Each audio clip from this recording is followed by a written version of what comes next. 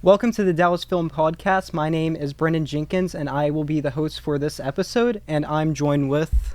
I'm Anthony Stanley. I'm a student here at DFS. I'm a director, screenwriter, and overall aspiring filmmaker. I'm Neemay Shah. I'm also a student here at DFS. Again, a director, a screenwriter, just like Anthony. And yeah, I'm hoping to get into the industry and do some work.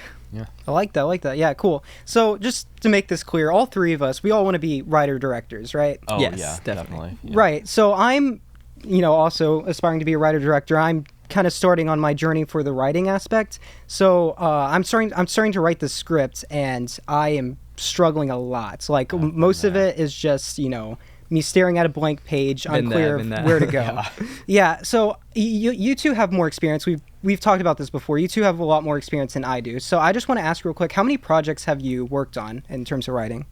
It's hard to think of that off the top of my head, but I think I've written about 10, 15 scripts. And these are like complete finished scripts, correct? Yeah, most of them are pretty short. Like I started out just doing like 2-minute scenes, like 2-page scripts, and then you work your way up from there because you just want to make sure you have like the base level of what you're looking for. Mm-hmm. I think I don't have like an exact number because God knows I've started and deleted so many just out of pure anger. So a lot of lost projects there. Mm-hmm. But I think I started around like 2019. Not, obviously, wasn't great because that was a long time ago. But I definitely wanted to do features before I knew what short films were. So I wrote like these overlong epics and dramas, and they weren't good because I was maybe 11 to 12 when I started. Yeah, and plus you're like prioritizing Yeah. the quantity over the quality, right? Yeah, and my quantity learning has definitely slowed down in recent years, but I've done a few features, a lot of shorts, I'm writing one right now that I'm planning to film in a couple months, hopefully. Well, I'll let you know from my perspective, that is really impressive because the amount of complete scripts that I have, I can count on my hands, and it's Oh. So we're gonna start from somewhere, right? Yeah, Goose egg like- for those who can't see. Yeah, as I said before, most of it is just, me staring at a blank page, unclear of where to go. Like, I know where I want my story to go. I know I want to get from point A to point B, but I don't know. I don't know how to fill in that gap, you know what I mean? Yeah. And we talked about this before. You mentioned writer's block. You mentioned I have writer's block, and I was a little confused. What exactly is writer's block? So writer's block, it comes in a variety of shapes and sizes and so, but it's essentially like, you want to write something, or maybe you even have an idea, but it just doesn't want to like come out, It's almost like constipation, but for writing. And you have experience with this too? Yes, definitely. It occurs a lot, and a lot of the time it can be like, it feels very adjacent to things like burnout and so, and it's a frustrating thing to deal with at times. Mm-hmm. I think it's very much a problem for a writer to have because you're inventing something that's not real to excuse your own lack of output, creative output. It's not, writer's block isn't something that's tangible. It's your mind telling you, oh, you can't do that, or oh, that's bad, you shouldn't do that. And you get stuck in your own head. It's like a little prison of the mind. Because it's essentially like it's a self-created problem, It's right when you tell yourself certain negative things about your writing, or you're like, okay, this isn't good enough, and a lot of the time it can stem from the idea that, oh, my first draft should be perfect, when it's really not the case. And because of that, like, maybe you're afraid to actually start writing because you're afraid that your first draft is not going to be what you're looking for in the end, when really it's just, the idea is write it all out first and then make it right. Yeah, everything you're mentioning, I definitely deal with. I want it to be perfect, therefore I never get it done. I really think if I just write it out first and then go from there, I get a lot more progress. I have yet to do that, but I probably should. So, I don't know. Is there any other ways that you think is a good way to tackle writer's block? Here's the thing. I am of the belief that most everyone can be a storyteller, and most people are storytellers. I agree with that. We get so bogged down by the idea or the vision that we forget that we are also, at the end of the day, trying to tell something that other people can understand. Like, it has to be digestible.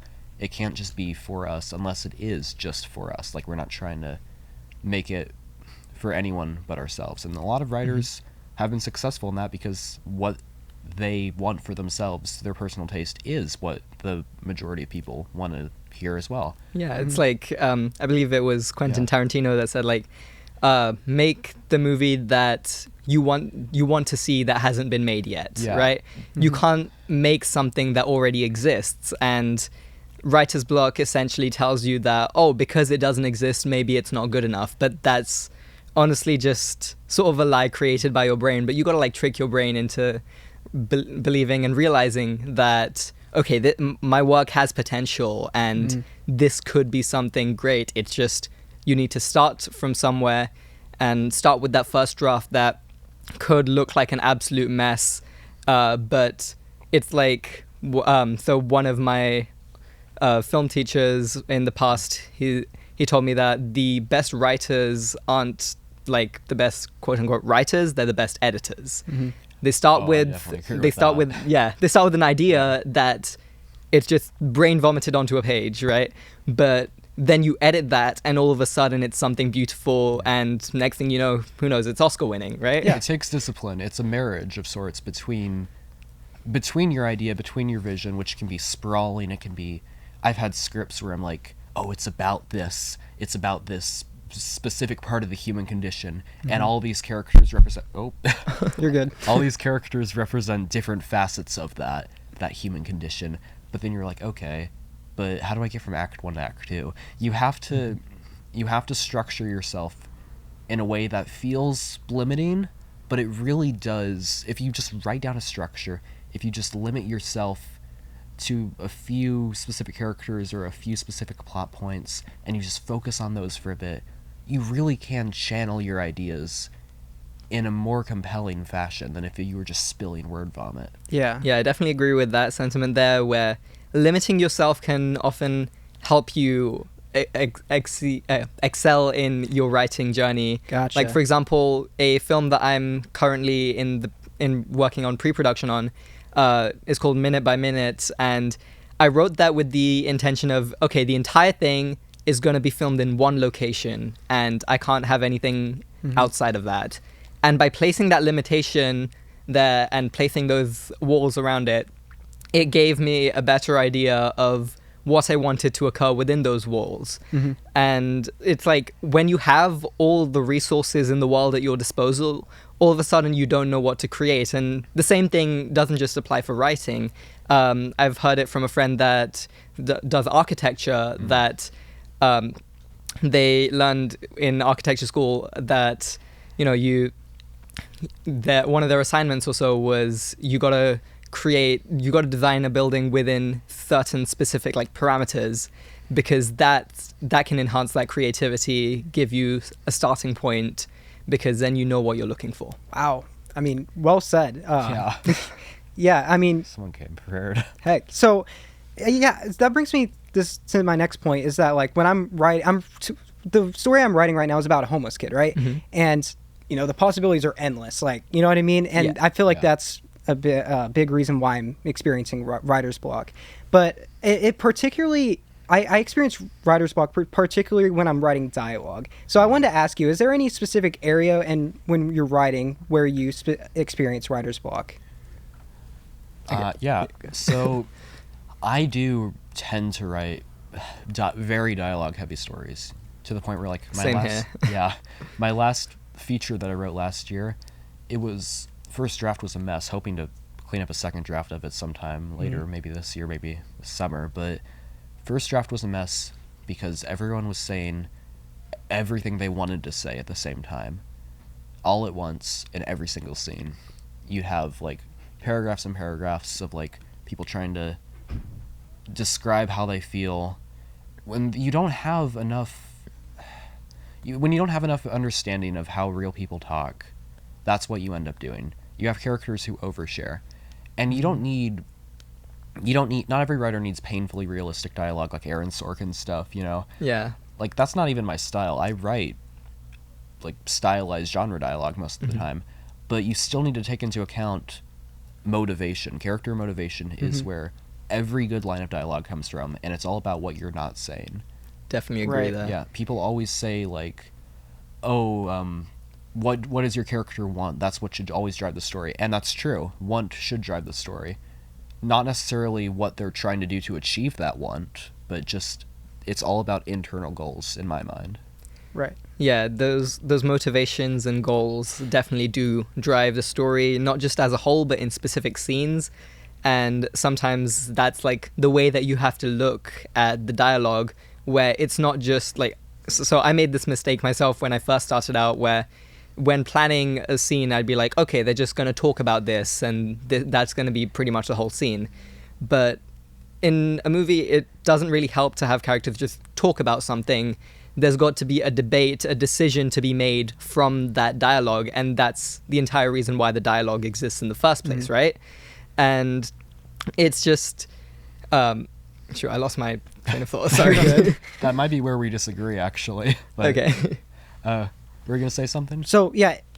So what you said is your script was dialogue heavy, like dialogue Yes. focused. Yeah, my script is quite the opposite. Oh. It is, very, minimal dialogue. Yet, dialogue is still where I struggle with. Maybe I just don't know how people talk, or...